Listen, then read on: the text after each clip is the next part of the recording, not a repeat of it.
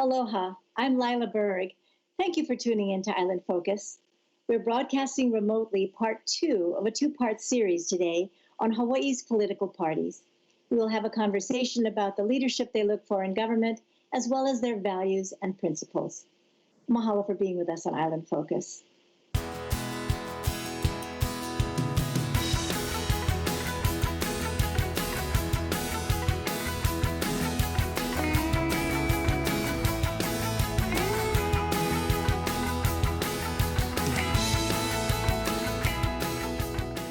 With us today on Island Focus, I have the pleasure of talking with Dan Gluck, who is the Executive Director for the Hawaiʻi State Ethics Commission. Appreciate you being with us today, Dan. Thank you so much for having me. You know, in the conversations we've had on this show about political parties, while the Ethics Commission is absolutely nonpartisan, you do have a role to play in the state government. Absolutely. So the Hawaiʻi State Ethics Commission is charged with regulating and enforcing the state ethics code and also the state lobbyists law. So we have jurisdiction over all state employees, all board and commission members, basically everybody with a state title, except for judges and justices. They have their own separate code of ethics that they use. So we have 4 main functions. One is to provide advice. So state employees can call us and can get confidential, quick guidance on a range of different ethics issues. We also enforce the ethics law. So if anyone thinks that there's been a violation of the ethics law, they can contact us confidentially, even anonymously, and lodge a complaint that we will investigate and then take action as appropriate. We also monitor all the disclosures. So people have to file lobbying reports. They have to file financial disclosure statements with our office. And then we put all those on our website and they're available for the public to see. And then finally, we offer ethics training. So we do trainings throughout the state for state officials, also for lobbyists, their requirements under the law. And when you speak about ethics, what does that really mean? You know, it's a great question because we often have this idea of, what ethical behavior is and what people should and shouldn't do. And the ethics code sets forth a couple of different restrictions on state officials. So it contains things like a prohibition on accepting or soliciting certain gifts. It contains rules on conflicts of interests. We have a general statute that prohibits abuse of position so that people can't use their state job to provide themselves with extra perks or benefits or to give special treatment, whether that's good or bad treatment, to somebody else. And when we talk about a state commission, it's for all workers or all employees of the state. That's right. So each county has its own separate ethics agency, and then our agency covers only state employees, state officials. We also do have jurisdiction over lobbyists and organizations that lobby, and we have jurisdiction over candidates, but only insofar as candidates have to file financial disclosure statements with us. So again, some people will call us during election season and complain about people misrepresenting others' positions during the election. That's not really within our jurisdiction. What does happen with some regularity is that there are complaints against incumbents or other state officials who people believe might be misusing their authority or using state resources for campaign purposes. It's such a fine line, or I should say probably a subjective perspective. How do you navigate through that? When people are making complaints, and what's the process? It's a great question. So, ethics is never black and white. We have a dual role of both enforcing the law, but also providing advice to people who might have questions about how to comply. And, we always try to think about, if we're overly aggressive on the enforcement side, then people may be afraid to come to us for advice. And we really want to encourage all state officials, anyone with an ethics question, look, if you have a concern about something, come to us. It's always better to come to us earlier rather than later, because if there is something that's gone awry, we can try to help to address it. So when complaints are lodged, how are decisions made? Ultimately, the decisions are left to the commission. There's a 5-member ethics commission. The members are vetted by the Judicial Council and ultimately selected by the governor. And they're volunteers and they serve 4-year terms. So when complaints come in, the staff will usually do an initial investigation. And if we think that there's a possible violation of the ethics code, we'll bring it to the commission's attention. And they'll ultimately decide how to resolve the case. Anybody who wants to lodge a complaint, you can go to our website. There's a confidential complaint form you can use. Most of the time, decisions are made public, and they're all available on our website. On occasion, the commission will resolve cases by issuing confidential guidance to the person who's accused of a violation. And so we try to decide, is this a big thing that really should be publicized, or is it maybe something minor or something that is on the line of ethical or unethical conduct? So the commission tries to balance all those factors and, again, balance its competing roles of providing guidance to state officials while also trying to enforce the law. Well, thank you very much for giving us information and helping us understand that the agency is there, your organization is there to maintain trust in government workers. Thank you for your time. Thank you so much for having me. Thank you, too, for joining us on Island Focus today. I've had the pleasure of talking with Dan Gluck, who is the Executive Director for the Hawaii State Ethics Commission. Mahalo for joining us.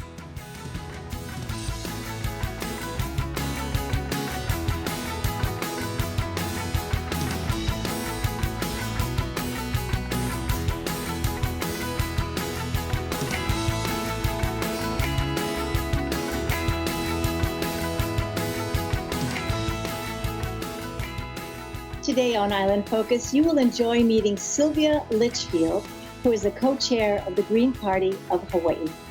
Mahalo for taking the time to be with us, Sylvia. Aloha, Lyla, it's so great to meet you, and thank you so much for hosting this important discussion. So let's get right into it. If you could share with us the principles, values, and your perspectives on behalf of the Green Party of Hawaii, we'd appreciate hearing that. Thank you. This is a great question for the Green Party of Hawaii because we're all about our values. We don't take large corporate donations, so we are able to stay true to our values without the influence of big money interests. And our platform is based on our 10 key values.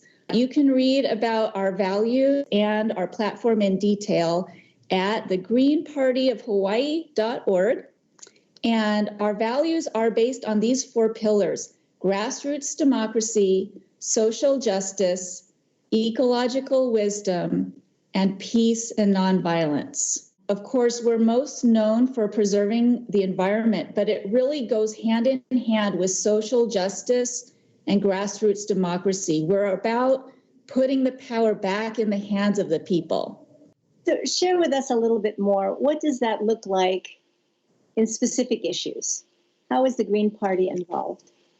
Well, I've just seen that, corporate money influences our political system more than I had ever realized. When I was down at the Maui County Council, I would watch, maybe 200 people show up to testify in a certain direction that they felt strongly about. They took time off work, went down and testified. And then one guy shows up from Washington, D.C. in a suit, paid to be there, and then the vote goes in his direction. If we didn't have large corporate donations in the system, that would really change and people would have a stronger voice. So part of what the Green Party stands for is just the ideas that support you and me, the people, and to give us more of a democratic, fair voice. That's what we're about.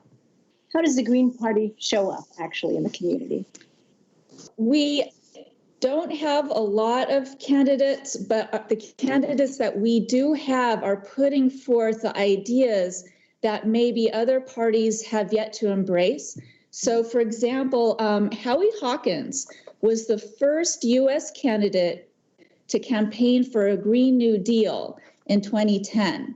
And since then, the idea has caught on. So the beauty of the Green New Deal is that it rescues our economy and our environment at the same time. by creating new green jobs. Especially since the pandemic, we are really realizing the need for a diversified local economy, self-determination, especially food sovereignty, regenerative agriculture, and supporting local businesses. It's just a great win-win solution for both the economy and the environment. And because we're not beholden to big money interests and we can be true to our values, our Green New Deal actually goes further than the other parties. We include ending wars for oil and ending all use of fossil fuels. And we also include social programs like Medicare for All. We're really into bailing out the people. It's not so much a trickle down, but a trickle up. We want to take care of the people, help the people, give the people the health care they need, the stimulus they need, and that's from the grassroots level where we want to see the economy stimulated. So basically, Sylvia, what you're saying is that the values of the Green Party are really representative of an integrated lifestyle. Yes, it's really a worldview, and we're coming at it from the other direction, because when we take greed out of healthcare, it is much cheaper. And when we take the profit out of war, we have more peace, but we also have more money to pay for positive solutions like green jobs, local food production, and universal health care. If people are interested in running for office and they feel that these values represent them, please have them contact us at the greenpartyofhawaii.org, and we can talk about them running as a local Green Party of Hawaii candidate. Well, thank you so much for sharing more information on the Green Party and for your enthusiasm to represent the community. Mahalo. You've just had the pleasure of getting to know Sylvia Litchfield, who is co-chair of the Green Party of Hawaii. Mahalo for joining us.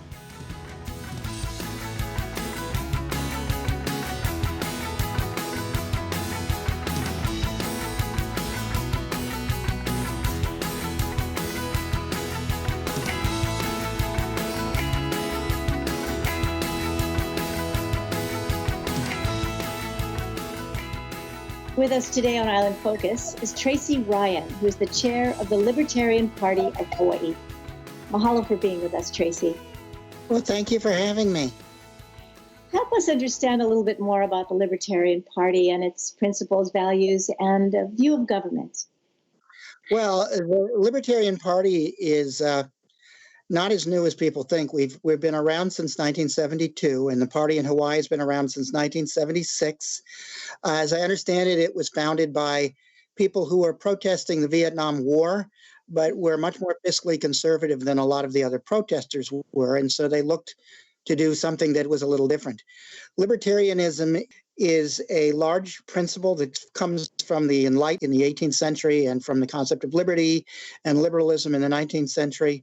But the Libertarian Party specifically was founded under the principle of being opposed to the initiation of force to achieve social or political ends. Because of that principle, a lot of things that government does, we're opposed to, not because we're opposed to the goals, but because we're opposed to the means.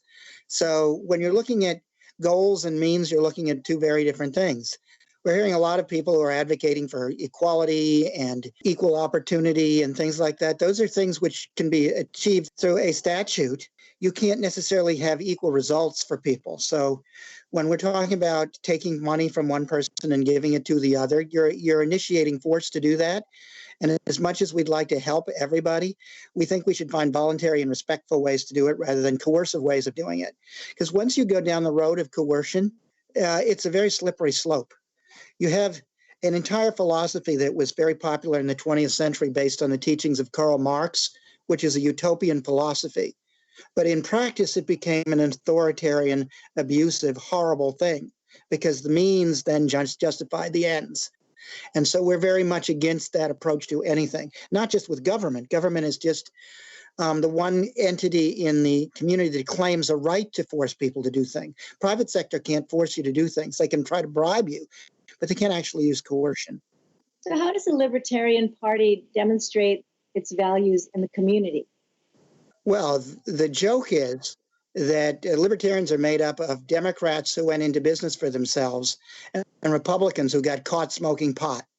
So, in other words, when you're the recipient of government coercion, then you tend not to want to identify with those two parties, and you come over to the Libertarian Party. Our problem is trying to convince people that it's just as important for you to stand up for others who are having their rights attacked as it is to fight only for your own. And when we can find people like that, people like me, then you have a political party and you can navigate in the community very well, because almost everybody has some issue which is bothering them, something that is under their skin. And it's just a question of teaching them that the fact that this is bothering you means that you need to have other people support what you're doing. And if you want to support what you're doing, then you need to give them the respect and support what they're doing and not try to run their lives. When I ran for office in 1996 for the state Senate, I had all sorts of people come out and support me who would never get involved in politics. I had people who were literally drug addicts, heroin addicts, going out and waving signs and going door to door for me. If anybody knows how hard it is to motivate someone who's a drug addict to do anything other than take care of their own business, this was really made me feel proud that the people who are really at the bottom understand that freedom is good for them. And were willing to stand up for me because I respected them and treated them like human beings. In closing, what I hear you saying is that if we listen to people and present who we are, people don't disappoint us, actually. They will participate in the process. If you respect people, they'll give you respect back. And we live in a very disrespectful system of government right now, where the government seems to feel whoever has political power can force whoever who doesn't to do things their way. And that's not the right way for government to operate. It should be neutral. It should be fair to everybody. And it should not be endlessly simply a tool of whoever is in power, as it is here in Hawaii and nationally, with a choice between Democrats and Republicans. Well, thank you very much for helping us understand a little bit more about the Libertarian Party, and appreciate your service to the community. You're welcome. Mahalo for tuning into Island Focus and meeting Tracy Ryan, Chair of the Libertarian Party of Hawaii. Aloha.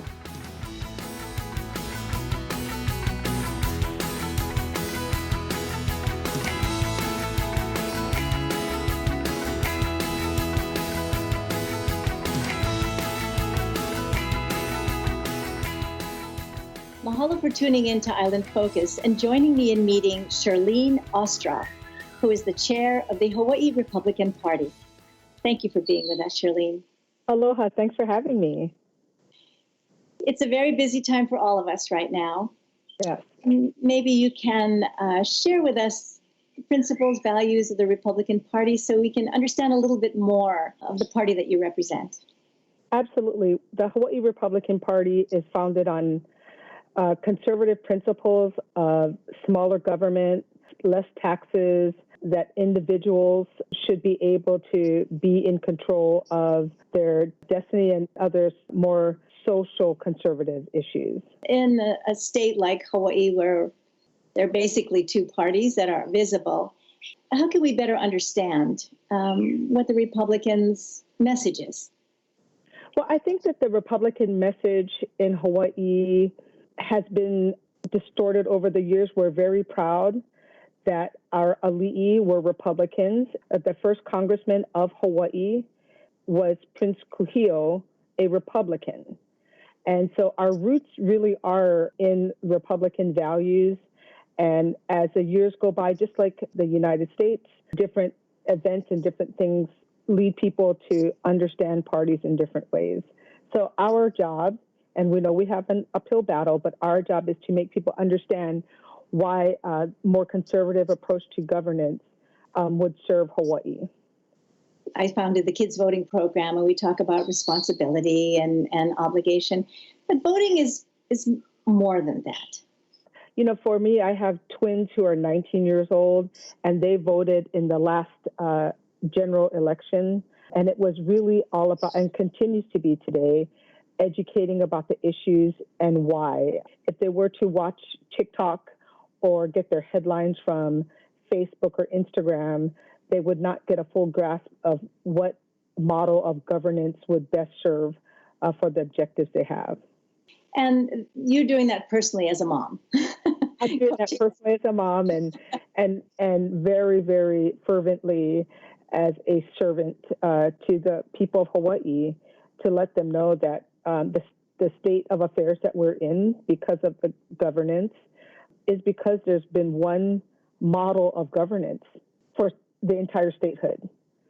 And we believe that if the people of Hawaii understood that a balanced or even a more conservative approach to governance of Hawaii would bring about much better results than we have now.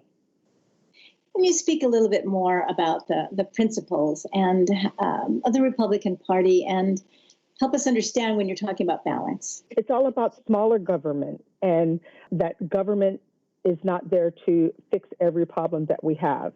For instance, I've been up and down the Eastern Seaboard with states that are fully open and functioning, and they are managing things pretty well. And we have a state like Hawaii who's in total lockdown and an economy that is devastated.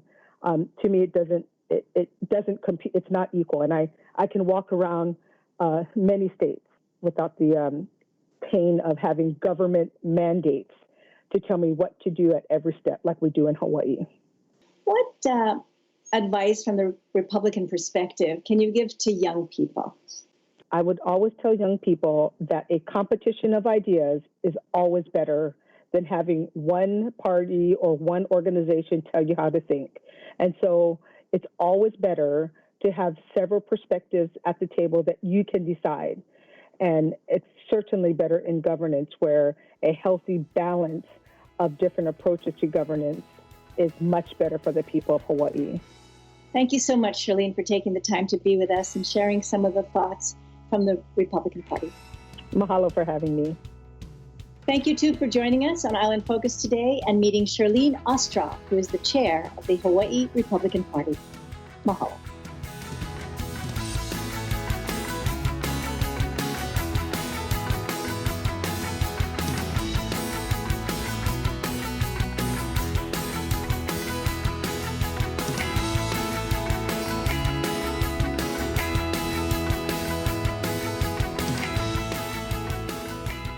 I'm here today on Island Focus with Scott Nag, who is the Chief Elections Officer here in Hawaii with the Office of Elections. Thank you for taking the time to be with us, Scott. Thank you for having me. Can you help us understand the role of the Office of Elections and relative to political parties? Any organization or a group of people want to form a political party, they would have to file a petition with signatures on it of registered voters. They file it with our office. As well as after the election, there is a requirement that you get X amount of votes. Our office determines party qualifications of who is still a political party at the next election 2 years later. Generally, the work of the Office of Elections is to ensure that our election process works. The mission of the Office of Elections is to provide secure, accessible, and convenient election services to the voters. Voter education, the state is responsible for printing the ballot, counting the ballot. And this year, because Hawaii has the vote by mail option, it's a transition year. What are you noticing in the community?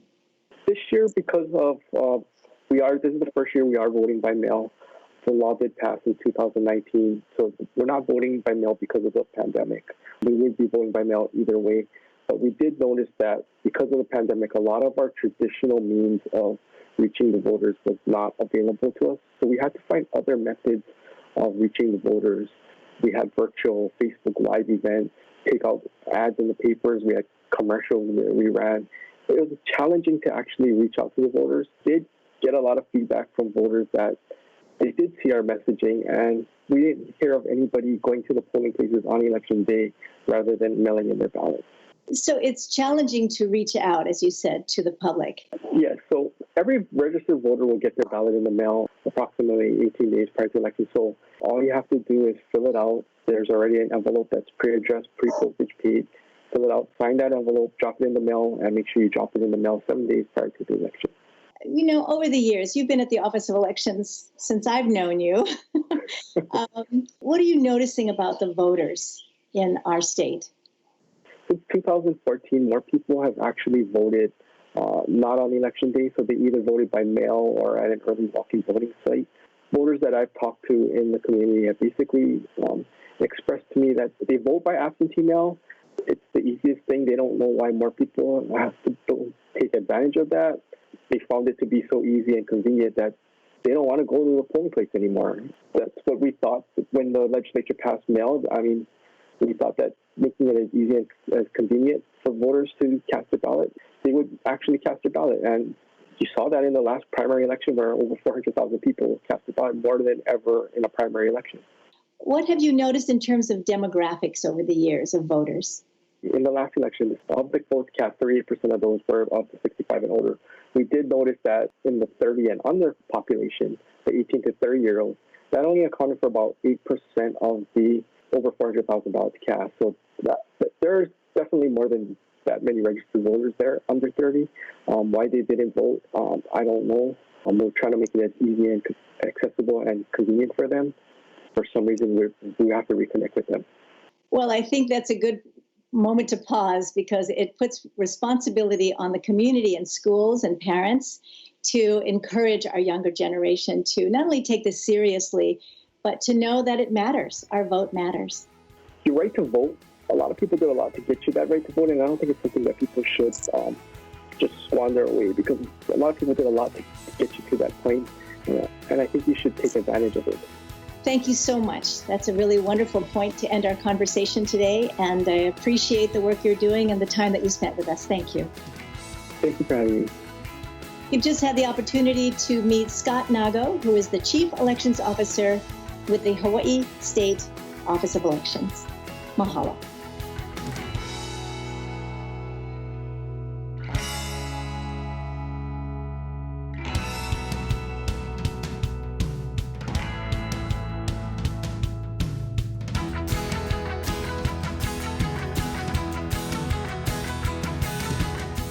Thank you for tuning in to Island Focus. I'm Lyla Berg. Our crew and staff at Ōlelo Community Media wish you aloha and malama pono. Please remember that your vote counts. See you soon.